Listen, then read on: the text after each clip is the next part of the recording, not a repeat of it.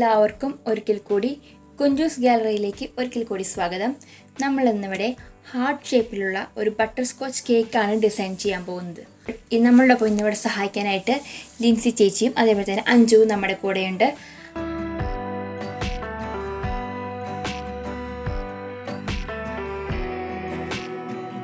നമ്മളിപ്പോൾ whipping cream ഒഴിച്ചിട്ട് beat ചെയ്തുകൊണ്ടിരിക്കുകയാണ്. നമ്മളുടെ ഇപ്പോൾ ഉള്ളത് അഞ്ജു ആണ്. അഞ്ജു നമുക്ക് എങ്ങനെയാണ് ബീറ്റ് ചെയ്യുന്നത്, അതേമാതിരി തന്നെ എസൻസ് ഒഴിക്കുന്നത്, കളർ ചേർക്കുന്നത്, അങ്ങനെയൊക്കെ കാര്യങ്ങളാണ് പറഞ്ഞു തരുന്നത്. നമുക്ക് ലിൻസേച്ചി കുറച്ച് ടിപ്സുകളോ കാര്യങ്ങളൊക്കെ നമുക്ക് പറഞ്ഞു തരും. അപ്പോൾ നമ്മൾ ക്രീം ബീറ്റ് ചെയ്യുമ്പോൾ ഫസ്റ്റ് നന്നായി ബീറ്റ് ആവണം ക്രീം. അതായത് ക്രീം സ്റ്റിഫ് ആയില്ലെങ്കിൽ നമ്മുടെ ഡെക്കറേഷൻ ഒന്നും വൃത്തിയാവില്ല.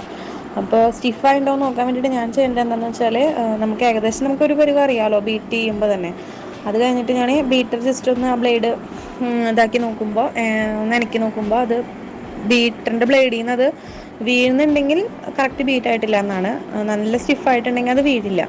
അതേപോലെ നമ്മൾ ഫസ്റ്റ് ബിഗിനേഴ്സാണ് ചെയ്യണതെന്ന് വെച്ചാൽ ഫസ്റ്റ് തന്നെ ചെയ്യുമ്പോൾ നമുക്കത് കൃത്യം നല്ല ഷേപ്പ് ഇതായിട്ട് കിട്ടണമെന്നില്ല. അപ്പോൾ ഫസ്റ്റ് നമ്മൾ ജസ്റ്റ് ഒന്ന് ക്രീമൊന്ന് എല്ലായിടത്തും ആവണ തരത്തിലൊന്ന് പിടിപ്പിക്കുക. അതിനെ ക്രം കോട്ട് ചെയ്യാന്ന് പറയും.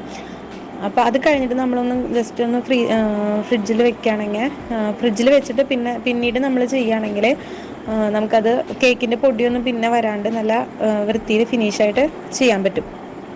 അതേപോലെ നമ്മൾ ഈ നൈഫ് ഇടയ്ക്കിടയ്ക്ക് വെള്ളത്തിൽ ഒന്ന് മീൻസ് നൈഫുമ്പോൾ ക്രീമായിട്ട് വീണ്ടും അത് തന്നെ വെച്ച് ചെയ്യുകയാണെങ്കിൽ ഫിനിഷ് കിട്ടില്ല. അതിന് പകരം ഇടയ്ക്ക് വെള്ളത്തിൽ മുക്കി ചെയ്യുമ്പോൾ കഴുകിയിട്ട് അത് ചെയ്യുകയാണെങ്കിൽ നല്ല ഫിനിഷിങ് കിട്ടും.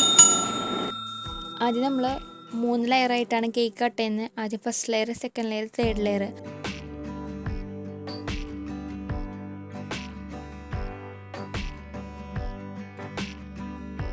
ഒന്നാമത്തെ ലെയറിൻ്റെ മേലെ ഇതിൽ കുറച്ച് വിപ്പിംഗ് ക്രീം അപ്ലൈ ചെയ്തിട്ട് അതിൻ്റെ മേലെ ഫസ്റ്റ് ലെയർ ഇട്ടതിന് ശേഷം കുറച്ച് ഷുഗർ സിറപ്പും അതേപോലെ തന്നെ വിപ്പിംഗ് ക്രീം, നട്ട്സ്, പിന്നെ കാരമലൈസ് ചെയ്തും പൊടിച്ചത് ഇട്ടു. അതിനുശേഷം നമ്മൾ രണ്ടാമത്തെ ലെയർ വയ്ക്കുന്നു.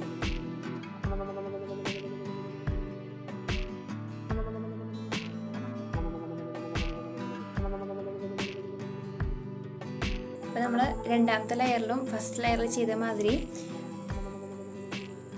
ഷുഗർ സിറപ്പ് ഒഴിച്ചു. അതിനുശേഷം വിപ്പിംഗ് ക്രീം ഇട്ടു. അതിനുശേഷം നട്ട്സ് കാരമലൈസ് ചെയ്തിട്ട് പൊടിച്ചിട്ടുള്ളതാണ്, അതും അപ്ലൈ ചെയ്തു. അതിനുശേഷം നമ്മൾ മൂന്നാമത്തെ ലെയർ ഇട്ടു. മൂന്നാമത്തെ ലെയർ കറക്റ്റ് ചെയ്തതിന് ശേഷം വീണ്ടും അഗെയിൻ ഷുഗർ സിറപ്പ് അപ്ലൈ ചെയ്തു. എല്ലായിടത്തും ഈക്വലായിട്ട് ഷുഗർ സിറപ്പ് അപ്ലൈ ചെയ്യാൻ ശ്രദ്ധിക്കുക എല്ലാവരും.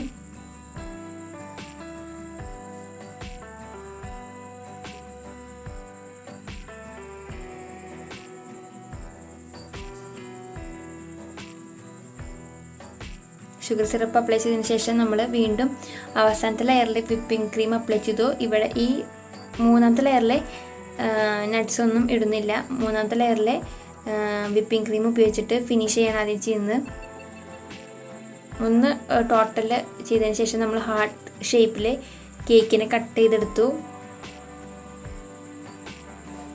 അതിനുശേഷം ടോട്ടൽ കേക്കിൻ്റെ ഫുള്ളായിട്ട് നമ്മൾ വിപ്പിംഗ് ക്രീം ഉപയോഗിച്ചിട്ട്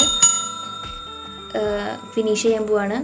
അതിനായിട്ട് നമ്മളൊരു പൈപ്പിംഗ് ബാഗിൽ കുറച്ച് വിപ്പിംഗ് ക്രീം എടുത്തിട്ടാണ് നമ്മൾ കവറിങ് ചെയ്യുന്നത്. ഇപ്പോൾ നമ്മൾ ഫിനിഷിങ് സ്റ്റേജിലേക്ക് എത്തി.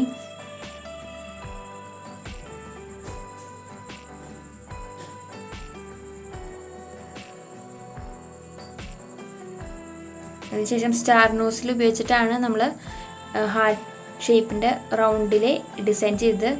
അതിനുശേഷം അടിയിലൊരു ബോർഡർ ഡിസൈൻ കൂടി ചെയ്യുന്നുണ്ട്.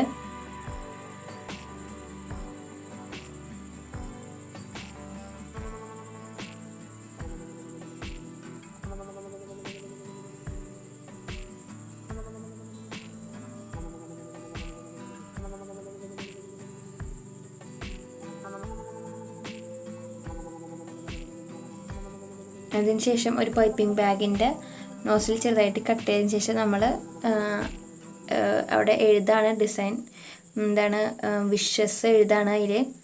അപ്പോൾ നമ്മുടെ ഈ കേക്ക് ഉണ്ടാക്കിയത് എല്ലാവർക്കും ഇഷ്ടമായെന്ന് വിചാരിക്കുന്നു. സിമ്പിളായിട്ട് നമ്മൾ ഒരു കേക്ക് എങ്ങനെയാണ് ഡിസൈൻ ചെയ്യുന്നതെന്നാണ് നമ്മളിവിടെ കാണിച്ചു തന്നത്.